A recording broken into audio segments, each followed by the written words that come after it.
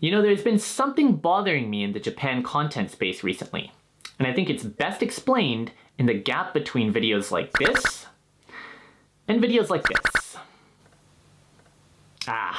Aren't clickbait thumbnails the best? But what gives? Is Japan the best, most interesting, wacky, crazy country in the world? Or is it a hard, lonely place to live if you're a foreigner?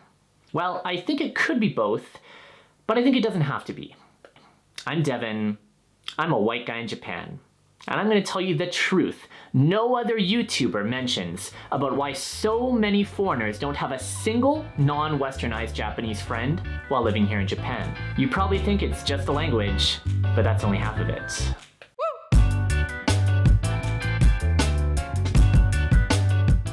Among the Japan YouTube foreigner community, there's this idea that making friends with real Japanese people is super hard. Chris from Abroad in Japan even mentions this in one of his latest videos. Simply put, while you'll experience politeness and hospitality on a surface level, it's very hard to go beyond that, to genuinely befriend someone here and get to know them beyond those sort of simple, polite interactions. They're often over very quickly. The amount of foreigners I know, for example, who live in Tokyo and don't have a single Japanese friend is astonishing. Now, I don't think it's that Japanese people are inherently unfriendly. Maybe they just don't like me. So little about social nuance in Japan has been covered that even Chris Broad himself, the go-to source for a lot of people about Japan knowledge, is talking about how hard it is to make Japanese friends here, like it's a foregone conclusion. And I think that's bad. I want to change that. The fact is that living in Japan in an integrated and effective way as a foreigner takes a lot more knowledge and effort than many Japan creators show or even know themselves. I don't think this is intentional. I just think a big reason behind the lack of content about this is that many creators here don't live and work in contact with broad Japanese society. I mean, their job is to make content here, and you don't have time to make content if you're working 12-hour days in an actual Japanese company.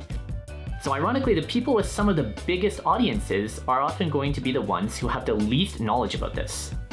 This has created a huge gap between what it's actually like to live in society here and what living in Japan gets portrayed as by much of the Japan vlogging space. Videos like monkey onsen this or panty vending machine that are all over the place and are made by some of the top creators. Which, as an aside, I think those kinds of videos are totally fine.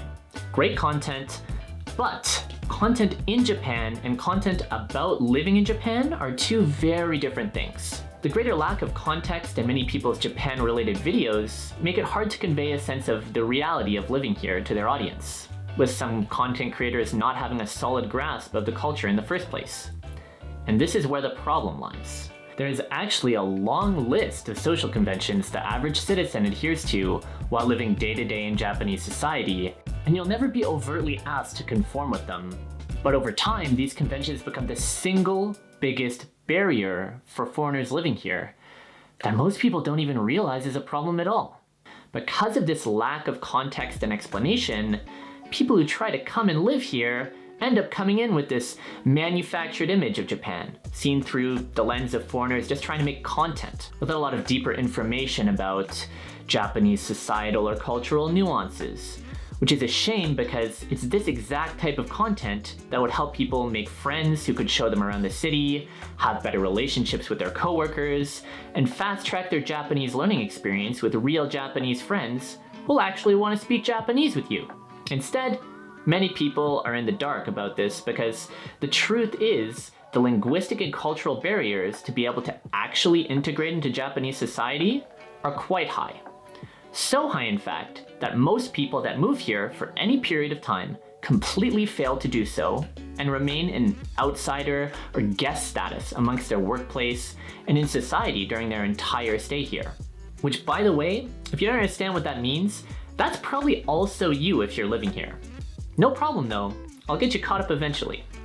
This problem leads to people just not learning the customs here or learning them really slowly, which limits people's opportunities to make close friends with the people here. And let me also just say, yes, of course, there are worldly people and understanding people all over the globe, including Japan, but by not learning these cultural differences, you're limiting your friends to only those who already like foreigners and who have already been exposed to foreign ideals through going abroad, which, being generous, is at most like 5% of the Japanese population. Many people, particularly in expat communities, say they can quote-unquote get by just fine with a small amount of Japanese and without really integrating into the culture. But what does getting by even really mean? Are you getting by when you can't understand the world and society around you?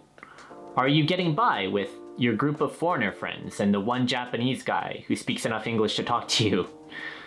I mean, I don't mean to come off as overtly judgmental, and by all means, do whatever you want with your time here, but just realize that by not learning above the bare minimum to get by here, you'll be able to see only a fraction of what Japan has to offer, and that means you'll be leaving a lot of opportunities on the table. If you think I'm wrong, take a look at the thousands of foreigners living here who, without the proper preparation or skill set, get overworked in low-paying ALT jobs, don't understand the culture properly, and who don't come remotely close to integrating with this society around them.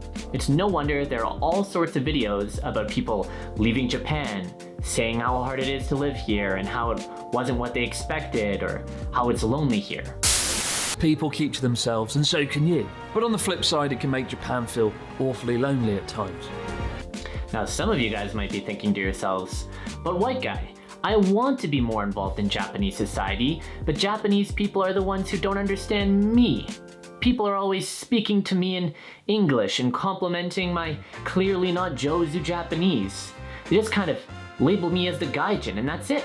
Look, Japan certainly has a long way to go in cultural open-mindedness, but cultural exchange and awareness is something that's a two-way street.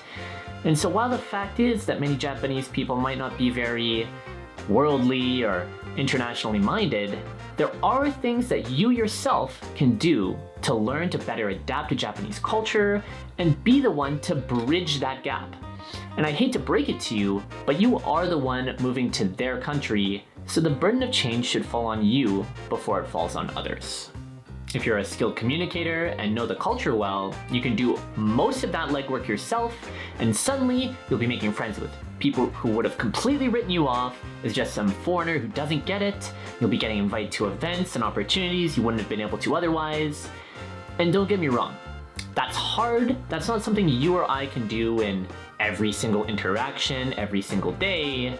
Learning to cross that cultural gap and influence others to like you and understand you is hard for people even in their own country, where they share the same culture as others.